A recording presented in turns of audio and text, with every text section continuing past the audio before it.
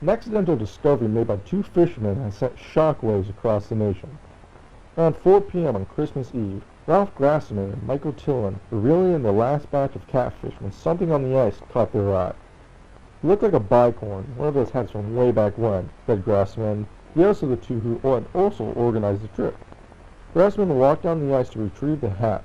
When he pulled back the hat from the ice, he tumbled back in shock at the sight of a human scalp, partially exposed in the ice. Tillman walked over and after a brief discussion with Grassman, agreed to remove the rest of the body from the ice. The effort took several hours, but by 10 p.m. the fishermen were able to pull the entire body from the ice with no further damage. Although both men had presumed that the individual was already dead for some time, Tim exclaimed in shock when he reportedly saw the individual's eyelid twitch. Grassman suggested to immediately take the body home and attempt to revive the frozen man. They proceeded to carry it back to Grassman's apartment. They laid the body in a full bathtub, gradually raising the water's temperature throughout the night to prevent shock.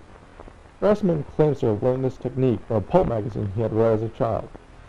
At 2 a.m. the following morning, Tillman claimed that an individual briefly regained consciousness and shouted, "Victory or death," while Grassman rested in the living room. By 7 a.m. the frozen individual appeared to have relapsed into a deep coma, which prompted Grassman to phone the local authorities. When asked why he hadn't called medical personnel earlier, Grassman told reporters that he didn't want to risk the lives of the first responders, who had been driving on slippery roads in the dark. Shortly after being phoned, paramedics arrived and rushed the frozen man to the Delaware State Hospital. Throughout their experience, both fishermen thought that the individual's face seemed vaguely familiar. It was only when Tillman pulled out a dollar bill that the connection was fully made. "When we first dug him out, we moved his clothes so that we could carry him more easily. The clothes weighed a ton because they were completely frozen over.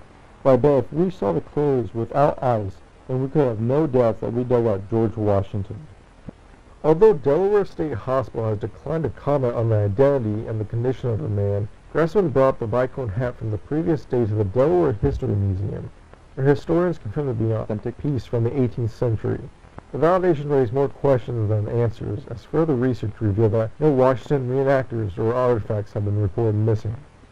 Grassman believes that the man he dug out from the ice is the true George Washington, and that the former president had become gravely ill while crossing the Delaware River. Grassman claims that the imminent death of Washington could have been devastating to the war effort, so his condition was likely kept secret by having a double acting as the president until 1797. When asked for an explanation to why the body had been found so far from the site of the battle, Grassman replied, "He either drifted away or his men purposely planted it far away so that no one could find it." During Saturday's morning press conference, President Dean shared his thoughts on the discovery in 2 words: "I'm surprised."